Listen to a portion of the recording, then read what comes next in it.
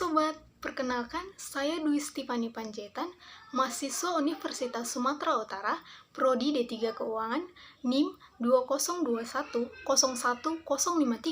akan mengajak saudara semua untuk berdiskusi mengenai sesuatu yang menarik. Penasaran? Jika penasaran, mari tonton videonya sampai habis. Check it out!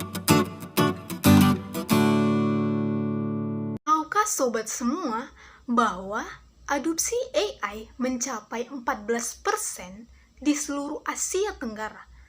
Lebih besar dari 52% responden mengadopsi AI karena menyukai kemampuan dalam memberikan pemahaman yang lebih komprehensif.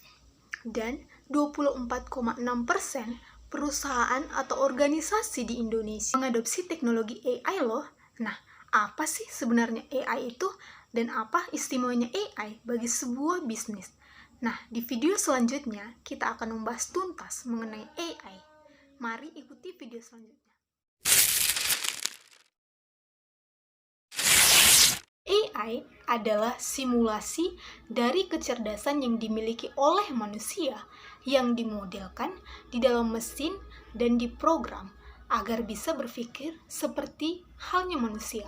Wow, sadarkah kita semua bahwa teknologi kecerdasan buatan ini atau istilah kerennya yaitu AI atau Artificial Intelligence saat ini sudah banyak diterapkan di berbagai bidang kehidupan. Bahkan AI sendiri bisa kita jumpai dalam kehidupan kita sehari-hari. Contohnya seperti asisten virtual Google. Nah, AI sendiri bukan merupakan hal yang baru, namun perkembangannya selalu menjadi sesuatu yang menarik perhatian semua orang. Dalam perkembangannya, AI selain karena perannya sangat membantu manusia, AI juga didukung banyaknya kehadiran film fiksi ilmiah yang berkaitan dengan AI. Perlu kita ketahui bahwa AI tidak selalu berupa asisten virtual seperti Jarvis pada film Iron Man, atau mungkin saudara berpikir bahwa AI hanya sebatas robotik saja. Nah, AI itu lebih luas daripada apa yang saudara pikirkan.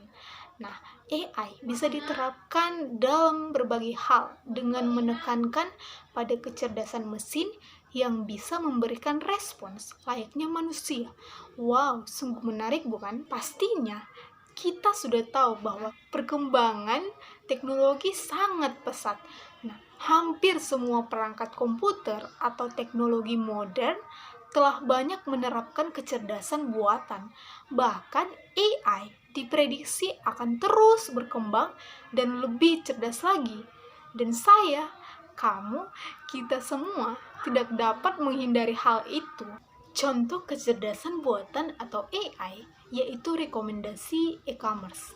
Konsep penerapan AI yang sering kita jumpai adalah rekomendasi produk pada e-commerce. Mungkin sobat pernah berbelanja di salah satu e-commerce dan ketika sobat berbelanja, sobat menemui produk-produk yang direkomendasikan untuk sobat. Produk yang direkomendasikan tersebut bukan dari seseorang yang memprediksi kira-kira sobat mau beli apa ya.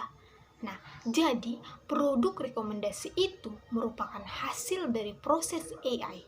Yang menjadi pertanyaan besarnya, dari mana AI mendapatkan produk-produk yang akan direkomendasikan tersebut? AI memperoleh data dari sobat sendiri.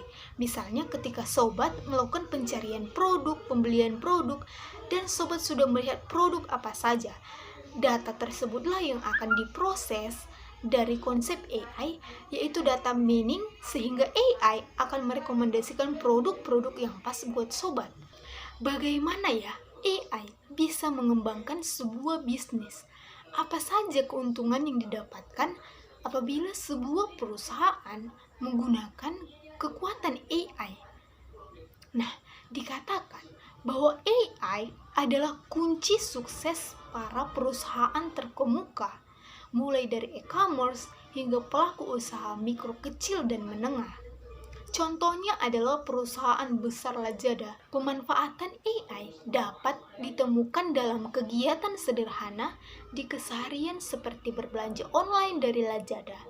Nah, AI ada di balik cerdasnya fitur rekomendasi produk, kolom pencarian, dan virtual chat di situs-situs e-commerce. Dengan bantuan AI, konsumen dapat dengan mudah memperoleh produk sesuai kebutuhannya. Di sisi lain, e-commerce dapat memberikan layanan yang memberi kepuasan lebih kepada pelanggannya. Masa pandemi, perusahaan Lazada mengalami perkembangan yang pesat. Lazada memprediksi bahwa belanja online akan semakin dipilih di masa depan. Lazada tidak mungkin mengandalkan tenaga customer service untuk konsumen yang jumlahnya terus bertumbuh.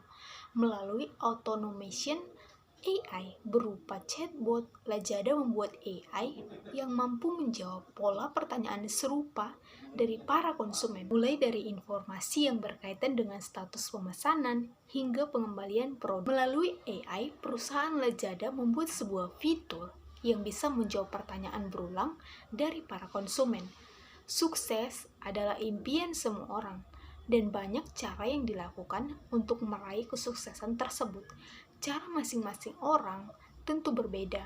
Ada yang memilih bekerja kantoran, ada yang memilih bisnis dan usaha. Bagi pembisnis yang ingin membuka perusahaan baru, mengapa tidak mencoba memikirkan untuk membuat perusahaan yang memiliki basis AI di dalamnya? Banyak sekali perusahaan-perusahaan di seluruh dunia telah menggunakan kecerdasan AI sebagai basis perusahaannya. Justru perusahaan yang belum menggunakan AI bagi perusahaannya merupakan sebuah kesalahan karena dapat mengakibatkan ketertinggalan zaman dalam persaingan bisnis yang cukup ketat. Demikian artinya AI sangat membantu sebuah perusahaan atau bisnis, contohnya seperti Lazada. Dengan adanya AI, maka akan lebih mempermudah bisnis tersebut untuk berkembang.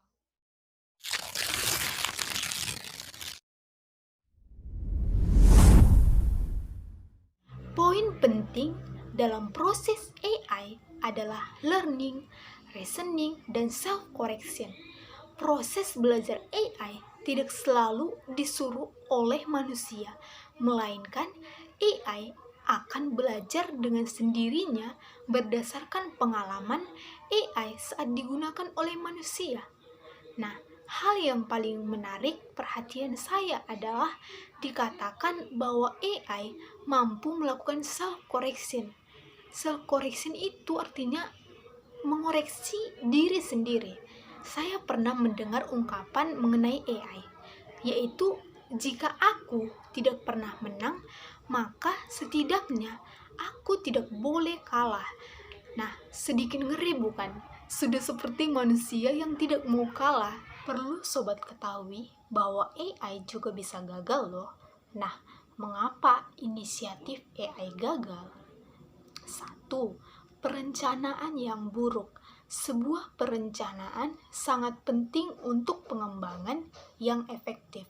Perencanaan proyek harus memiliki tujuan yang jelas, sementara work breakdown, schedule memecah-mecah setiap tugas atau aktivitas.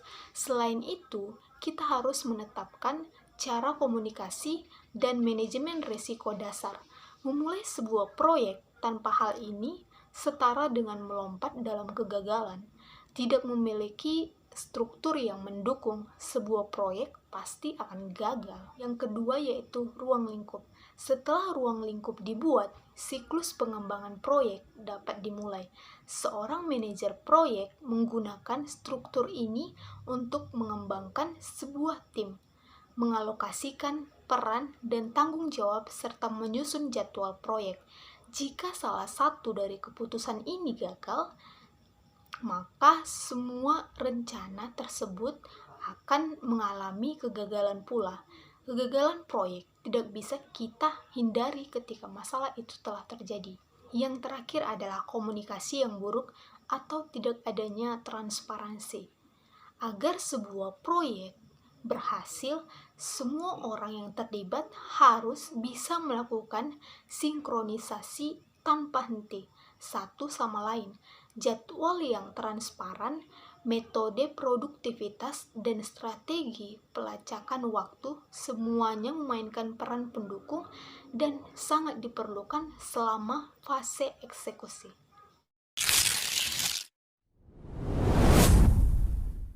Peluang EA, laporan adopsi McKinsey tahun 2018 mengatakan bahwa EA telah memperoleh daya tarik paling besar dalam bidang bisnis.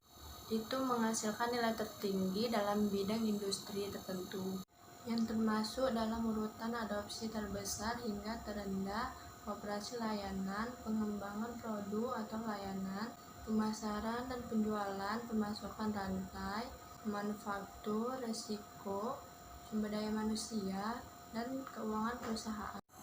McKinsey memperkirakan bahwa teknik EA tertentu memiliki potensi untuk menghasilkan antara 3,5 triliun dan 5,8 triliun nilai tahunan di 9 fungsi bisnis di 19 industri.